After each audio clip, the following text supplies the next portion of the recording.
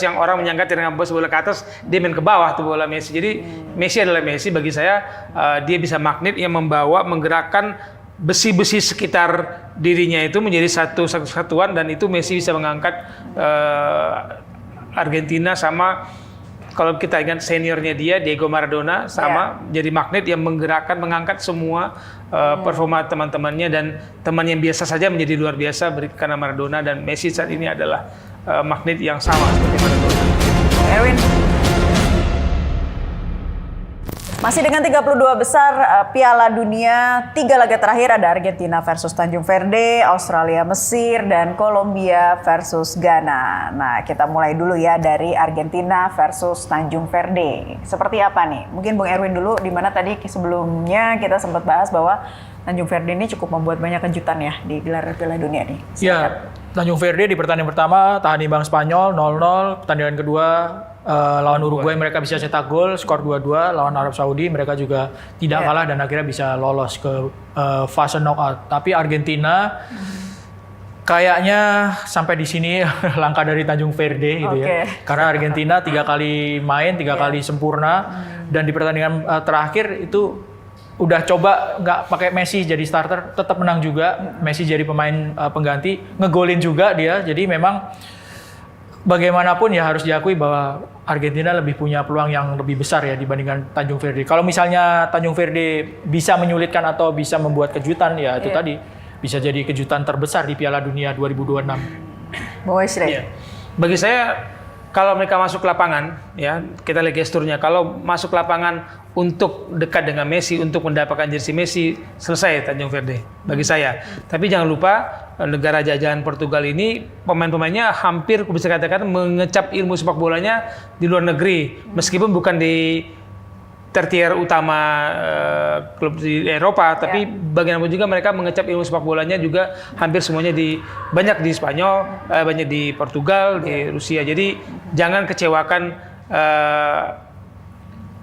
kalau saya katakan, orang mengatakan Tanjung Verde adalah tim yang akan dilahap oleh Argentina, ya hati-hati. Kita tidak ingin mengecewakan prediksi itu, tapi saya ikut Erwin bahwa Piala Dunia ini butuh Argentina. Karena Messi adalah Messi. Tapi ini last dance-nya manis bagi Messi tentunya kalau Anda melihat performanya di Argentina sejauh ini.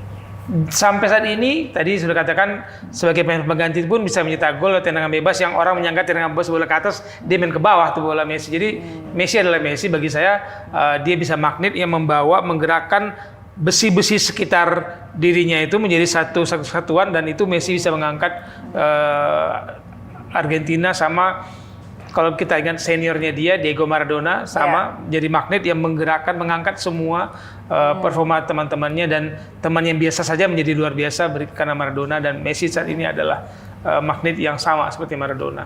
Bung Erwin, gimana kalau kita ngomongin soal Messi ya? Last dance-nya yang manis di Piala Dunia ini gimana? Ada beberapa pemain yang menjalani last dance di Piala Dunia ini. Messi, Ronaldo, Luka Modric. Di Bosnia juga ada Edin Dzeko, tapi cadangan. Yang sudah gugur Manuel Neuer, kiper Jerman. Dari beberapa pemain ini yang last dance-nya kelihatannya paling sempurna, yang menuju ke kesempurnaan ya Messi gitu ya, dengan start yang bagus. Dia cetak 6 gol di 3 pertandingan. Dia membawa rekan-rekannya, memimpin rekan-rekannya meraih hasil yang sangat maksimal, dan punya peluang yang besar juga untuk bisa melewati Tanjung Verde. Dan ya itu tadi, bahwa last dance dari Messi ini awalnya memang kelihatan paling sempurna, tapi kan kita nggak tahu seperti apa nanti perjalanan dari Argentina. Tapi peluangnya cukup besar sih. Ini baru babak 32 besar ya, menuju ke 16 besar. Oke, sekarang kita ngomongin wakil Asia. Kalau kata Bung Wesley tadi, Asia mana nih? Asia KW, Australia. Gimana nih Australia prediksinya? Kalau saya mengatakan Mesir, negara yang menumpang masuk ke Asia, supaya dulu pintu ke Piala Dunia lebih memudahkan bagi dia, karena persaingan meningkatkan kualitas Australia itu sendiri. Jadi jangan berpikir orang masuk ke Asia itu karena mencari tiket otomatis. Tidak, dia masuk ke Asia untuk meningkatkan kualitas persaingan. Tim nasionalnya sudah meningkat dibandingkan dia bertahan bersatu dengan Selandia Baru dan the Gang di zonanya dia. Dan kalau melihat performanya, 2022 dia lolos juga ke 16 besar bersama Jepang dan Korea Selatan. Jadi kalau kita bicara Asia, 2022 kita ada 6 Asia yang lolos ke putaran final, hanya 3 yang berhasil lolos dari fase grup ke knockout. Di Piala Dunia 2006 datang 9, cuma 2. Dan 2-nya tanpa mengurangi kekecewaan tadi saya katakan Jepang, ya tinggal kini adalah Australia menjadi harapan kalau kata Win Asia KW ya. Jadi kedatangan Austria untuk meningkatkan kualitas persaingan kompetitif di Asia, ya harus kita akui. Tapi apakah kita menerima sepenuhnya sebagai zona Asia karena sejarah, ya kita akan lihat apakah dia bisa mengharumkan nama Asia sehingga kita mengatakan oh iya ini Australia Asia gitu. Bung Erwin ditambahkan Australia melawan Mesir. Adu kekuatannya seperti apa? Australia itu 1 kali menang, 1 kali seri, 1 kali kalah di grup. Jadi runner up grup setelah Amerika. Amerika sebagai tuan rumah cukup meyakinkan, tapi Australia di peringkat 2 juga cukup oke penampilannya, terutama ketika menghadapi Turki. Waktu lawan Turki itu mereka banyak diserang, tapi dengan permainan yang sangat efektif mereka akhirnya bisa menang 2-0. Di pertandingan terakhir mereka bisa bermain imbang lawan Paraguay. Ya, kalau menghadapi Mesir, saya pikir akan menghadapi lawan yang berat karena Mesir kan punya Mo Salah, ada Omar Marmoush, ada pemain-pemain yang di pertandingan babak penyisihan membawa Mesir ini bisa lolos ke babak 32 besar. Agak berat sih lawan Mesir nih kalau menurut saya. Berat ya. Nanti berarti akan menjadi pertandingan yang seru nantinya ya. Laga terakhir 32 besar, Kolombia versus Ghana. Wah, seperti apa nih? Gimana Bung Wesley? Kolombia. Salah satu negara Afrika yang berprestasi di Piala Dunia kan Ghana. Ya. Mencapai perempat final bersama Senegal, ke Kamerun, dan yang paling baik adalah Maroko. Bagi saya memang ini adalah salah satu tadi kita sebut Afrika, ini generasi yang bisa mengatakan Ghana adalah salah satu wakil terbaik untuk Afrika. Saya masih melihat Ghana sih. Masih Ghana. Kalau Bung Erwin, sependapatkah dengan Bung Wesley? Atau Kalau saya Kolombia. Kolombia kebetulan kemarin nyimak waktu mereka bermain lawan Portugal. Mainnya bagus, nyerangnya bagus, dan Portugal nggak bisa menang meskipun skornya 0-0 ya. Mungkin kurangnya di penyelesaian akhir. Tapi secara kualitas individu, Kolombia punya Luis Diaz, masih punya James Rodriguez, kapten timnya, masih punya Luis Suarez ya. Ini Luis Suareznya Kolombia ya, bukan Luis Suareznya Uruguay. Dan pemain-pemaima yang memang cukup mumpuni kalau menurut saya ya. Mereka itu ada di peringkat 3 di CONMEBOL. Argentina, Ekuador, Kolombia. Sama seperti Paraguay, Argentina sama Brasil itu juga kalah lawan Kolombia di CONMEBOL. Jadi tim yang kuat dan pernah mengalahkan Argentina. Oke. Nah, kita mau lihat bagan 32 besar Piala Dunia ya. Ini dia ya. Kita sama-sama lihat knockout round Piala Dunia 2026 dari bagan yang ada. Timnas mana yang bisa dibilang jalannya mulus ke semifinal dan yang jalannya terjal? Nah, mungkin coba dilihat-lihat dulu nih para narasumber. Sudah kebayang, Mas Erwin? Ya, yang mulus Argentina di kanan bawah. Ya, kalau bisa lewat Tanjung Verde, dia akan mungkin Australia atau Mesir. Ketemunya di perempat final mungkin yang berat Kolombia ya. Kolombia, Ghana ini yang bisa masuk ke perempat final. Ketemu yang berat lagi baru di semifinal antara Inggris atau Brasil.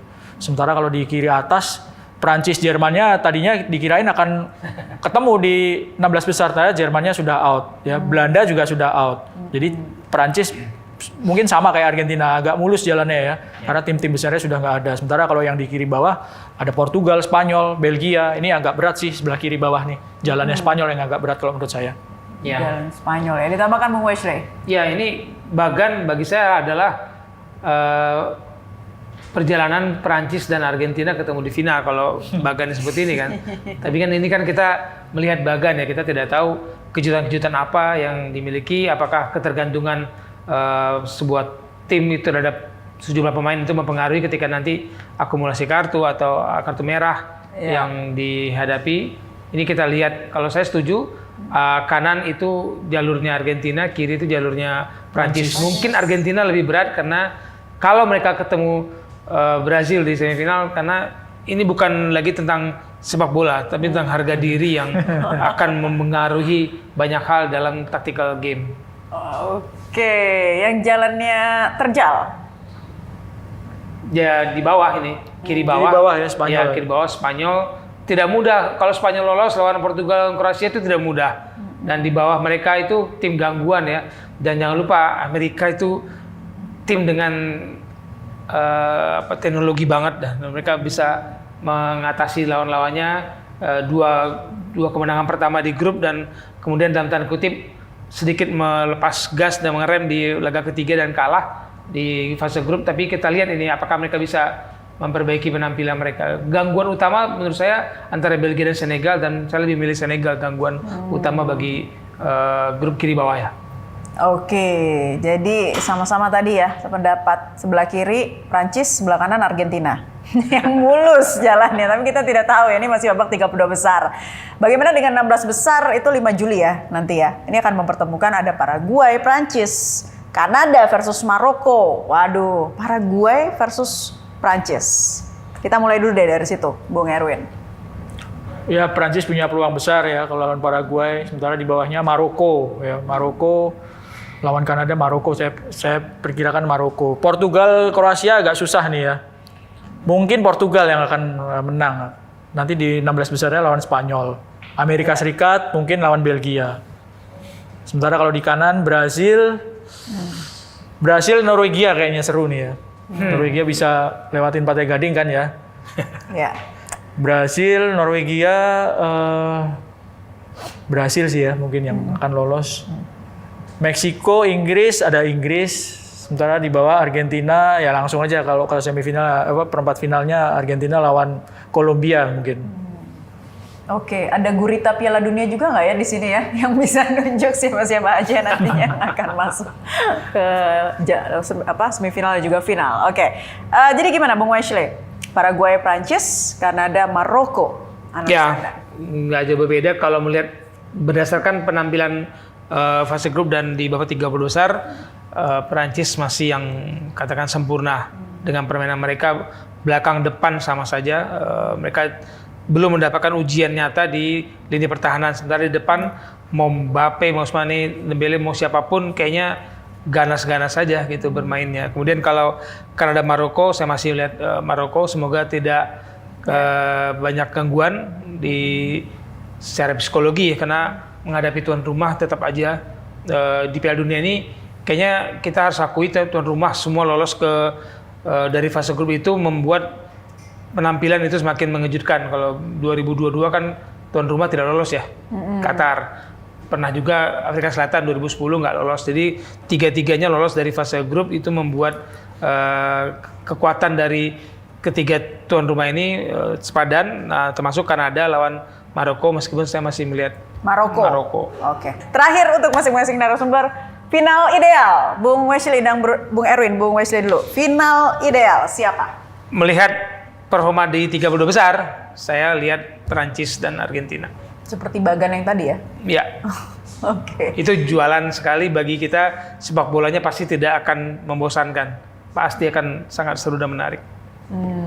Bung Erwin? Kalau saya agak beda. Kalau tadi tuh? Bang Wesley Ya. kan Prancis Argentina. Kalau saya Argentina lawan Prancis. Iya, gimana? Beda kan?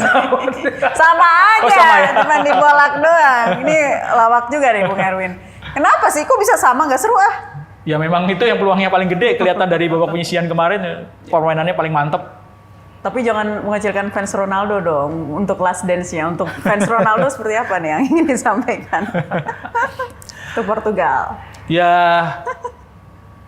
mudah-mudahan bisa paling tidak ke final tuh udah bagus deh gitu. Ya. Ya Masih ada optimisme dong pastinya. bisa, tapi berat. Kalau ke final ideal juga, lawannya kan Messi. Oke. Argentina ke final juga gitu. Oke. Kita akan tunggu nantinya akan ada babak berikutnya ya di 16 besar 5 Juli. Kita akan tunggu selengkapnya. Terima kasih para narasumber sudah bergabung di kesempatan Gestur kali ini. Bung Wesley, Bung Erwin, dan juga pemirsa tetaplah bersama Gestur. Minggu depan akan tayang kembali. Saya Naila Husna, sampai jumpa.